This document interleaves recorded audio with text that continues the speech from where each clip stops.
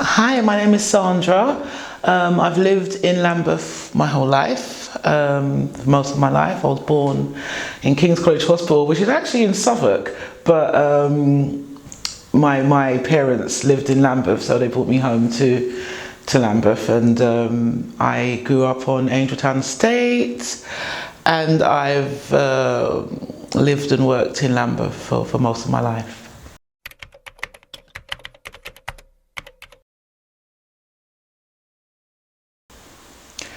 Identity is it's very important. It's how you see yourself, where you place yourself in society, how you would who you are. So identity is really important for me, and as somebody who's recently come out, I can really see how not being able to be myself has had a negative effect on my entire life, and specifically my mental health. I was depressed for a very long time. I grew up in a very religious household, and homosexuality and lesbianism is very taboo in my tradition, in my West Indian tradition. Yeah, my parents are from the Caribbean, and I learned about homosexuality through the Bible. I read the Bible from a very young age, and that's how I learned about it. And then I went and worked in a cab office in my teens, and I met this lovely man who was very comfortable in his skin, and he was a gay man, a gay black man. And initially I was like, why aren't you ashamed of who you are? Why are you not hiding? Why are you so free? And I said to myself, well, this man must be a bad person. This guy, he's a homosexual, therefore he's a bad person. He doesn't love God, and God doesn't love him, and all of this stuff. So this is on initially meeting this man. And as time went on, we worked together for a good 3-4 years. We worked together, seeing each other every day, and or almost every day. And he turned out to be one of the kindest, sweetest human beings that I've ever met, and we're still firm friends today. And so he really taught me something. He taught me a big lesson. That human beings are human beings, and who people love doesn't really say anything about their character. There are good and bad people in all sections of the community. Being a homosexual doesn't mean you are a devil, doesn't mean you are a bad person.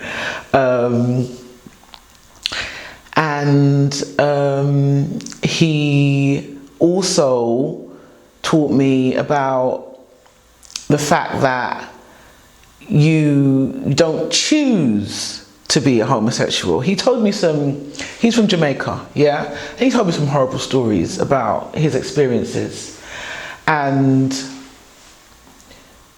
it got me to thinking, because at that point, I'm 19 and 20 years old, just to excuse myself. I'm 19 and 20 years old. I'm very ignorant. I was brought up in a very strict Christian household, and we took the Bible literally, which seems so ridiculous now, but we did. And so he's telling me these things, and I, at that time, really believed that, this is something that people choose to do. This is not natural. This is a deviation. This is an abomination in the eyes of the Lord. All of that rubbish. That's what I believed. So after listening to his stories over a period of time, I was thinking to myself, so why would anybody choose this? Why would anybody, how how is this experience that he has laid out for me gonna benefit him? Yeah, how is it gonna, how is it gonna improve his life if that wasn't who he is at the core of his being? How is this gonna improve his life? So it really got me to thinking, and I'm quite a logical person. I came to the conclusion that the stuff that I had been taught was wrong, was rubbish, and that people are people and have the right to love whoever they love. They shouldn't be persecuted for it. So, meeting that person, my dear friend, really raised my consciousness. It really raised my awareness of LGBT issues, even at the time that's not what they were called. But even though there were no lesbians, I hadn't met any lesbians, I hadn't heard of any lesbians even at that time. And that was probably part of the reason why I wasn't able to come out and be myself for a good 2 decades on from that point in my life. Identity is really important. I was talking about choice and choosing. Why would anybody choose to be persecuted and ostracized and verbally and physically abused? Why would anybody choose that if that wasn't who they were? The only choice is choosing to be yourself, and I came very late to that. I wasn't able to really choose to be myself until I was about 42. And once I did that, my life just changed. It's just like amazing. My life has changed so much since I've come out. I'm no longer depressed. I'm happy. I'm not putting on, I'm not pretending to be straight, which was a real strain and caused lots of problems. I have 3 children by 3 different men.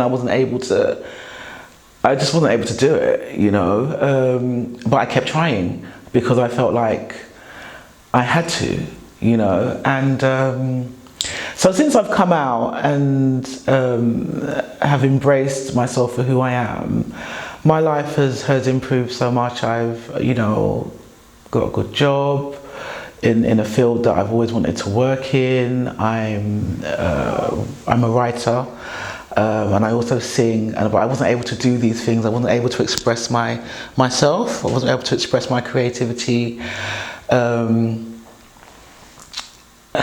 Because I was so scared of myself, I wasn't really able to express my creativity in a sustained way. And so since I've been out, I've been doing more of that.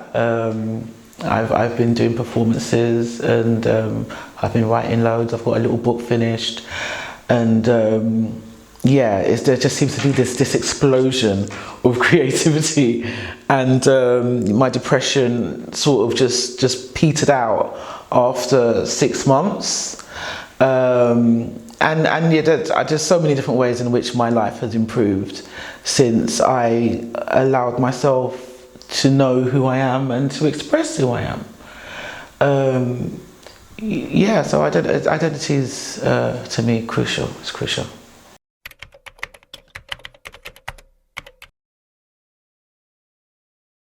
So LGBT plus visibility is important to me because I feel like, you can, for some people, you can only be what you can see. You can only be what you can see. And there's always going to be trailblazers. Yeah, there's always going to be people who are out there in the forefront and, sort of beating a path out of the jungle, the wilderness, or whatever, treading where no one's treaded before. But most of us, are not like that. And I feel like I possibly would have come out a lot earlier if I had had someone that I could look at and say, well, she's like me. I do remember when I was a child, my dad, and not just my dad, people used to say, black people don't do those things, which when I met my friend at the cab office, I was like, okay, well, that's clearly a lie. And I do feel like, to a certain extent, I had quite a sheltered life, and because I'm aware now that there were lots of, queer people around, but I just lived in a completely different world, and so I wasn't able to see or hear them. For example, Audre Lorde, she was out there doing her thing, 60s, 70s, 80s. I wasn't aware of her, and I feel like, a lot of these things are hidden. They're hidden from view, so that people can't see and say, aha, well, that's something that I can connect with. That's something that I identify with.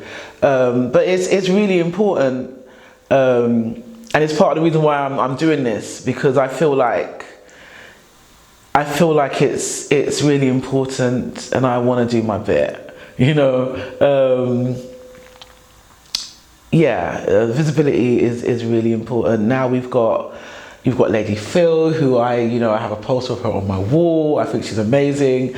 And we have lots of black queer women out there doing their thing, and we're getting to hear about people's stories like after they've died, like Whitney Houston. Her story really resonates with me because her story really touched me, and it's just so sad that she was not able to be herself. All those mental health issues, all the drugs that she was taking, she was just trying to suppress her feelings, and so that she could get through the days. I can so relate to that. And so as time goes by, we're hearing more and more stories about people, women of colour, people of colour who are queer, were queer, and it sort of gives you, it's not that I need validation, I don't really, but it's nice to know that, those are my people, that's my tribe, and to know that there's a community out there that you can connect with and they can be of support to you.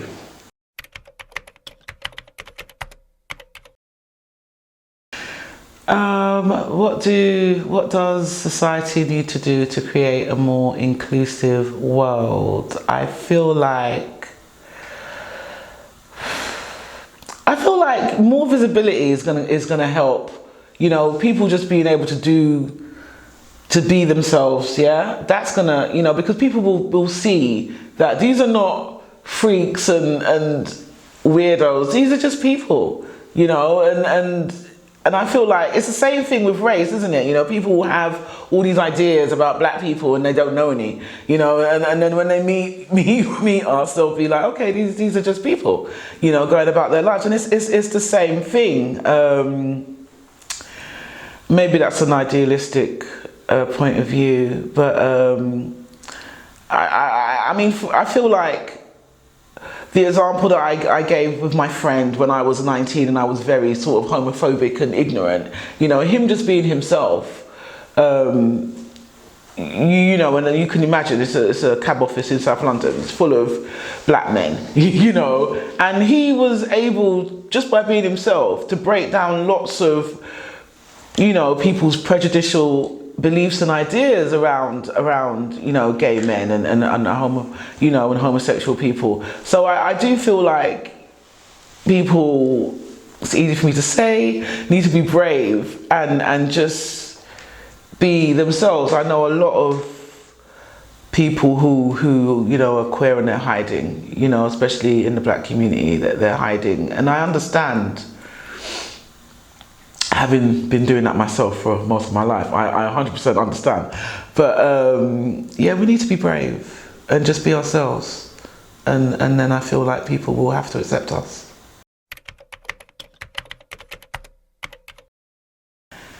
I feel like safe spaces are really, really important for LGBT people. For me personally, I'm out everywhere. I'm out at work, you know, I'm out to my family. I came out, I did a bit of my coming out on Facebook because I got tired of telling people one by one.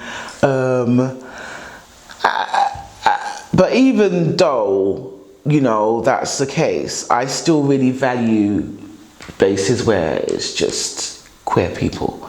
You know, it feels really comfortable and safe, yeah, you do, because you know, you do get people saying stuff sometimes, you know, if you're out with your lover and you know, you might want to be holding hands or something, you'll get looks or you'll get, you know, comments, whatever. So it's nice to be in a space where you know that won't happen.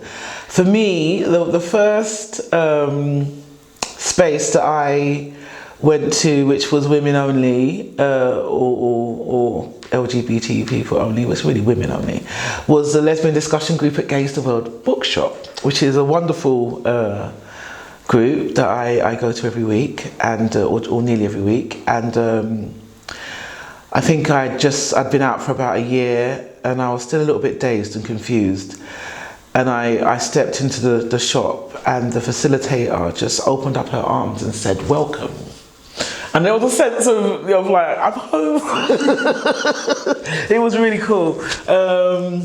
Yeah, so there's that. And there's also a really wonderful club night called Butch Please, which I started going to last year. I've sang at that club night at the Royal Vauxhall Tavern, and it was the first time that I'd ever been out dancing and I felt completely comfortable. There was no men trying to grab you, there was no men looking at you, it was just so good. It was just an amazing experience. And I feel like I've heard that there used to be a lot more spaces like these in London, and that they've decreased. There used to be a place called the Glass Bar in Euston that's gone, and the Candy Bar and various other places that no longer exist. And I feel like these spaces are really important and we need to protect them as much as we can. Everything, really. What do I love about being me? I love the fact that I've finally been able to be myself. I love that. As I said before, my life has changed so much, improved so much since I've come out.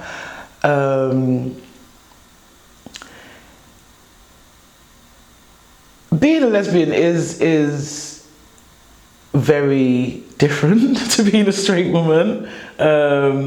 You know, especially in terms of your relationships, you know, it's for me, it's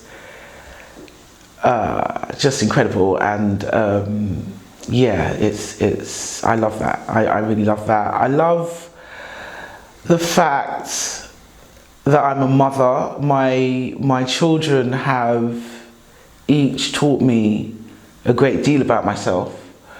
My daughter is a lesbian, and she has taught me a lot about myself, and she did pave the way to me coming out a lot sooner than I would have if I didn't have her in my life. And I'm very grateful to her. My boys are incredible human beings as well. So yeah, I really feel like being a mother has taught me a lot about myself. You know, you can learn so much from children if you actually listen to them, you know. What do I love about being me? I love the fact that I'm a writer. Again, the writing is, for me, a way of processing information and a way of understanding the world. So that is really important to me. I didn't write for like over 10 years because I kind of knew that once I started writing that stuff was going to come up, and that was one of the ways that another one of the things that helped me to come out. There was all these strands, and I was doing a writing course, and I started to write these stories about women who were being coerced into doing things they didn't want to do, and it was all very cryptic, and I was really confused, but it didn't take too long for me to work things out. So yeah, I love the creative side of myself. I love being a black woman. It's something that, you know, I was born here, and the whole beauty ideal thing used to really bother me when I was younger, you know. Even though, you know, my mother's always been natural, and my father was always sort of celebrating dark-skinned women, you know, and dark-skinned people. You know, you still, you know, you live in a society where you can't see yourself outside of the home. You turn on the TV, you don't see yourself, and these things do have an impact on you. You know, you go to school and people might mock your dark skin, you know, so these things do have an impact on you. But once I got through my 20s, I kind of settled into my identity as a black woman, and I'm really comfortable with myself. And I love that about myself, because I know that a lot of women aren't, a lot of people aren't, and it's very sad, but it's just a fact. So yeah, there's quite a lot that I love about being me.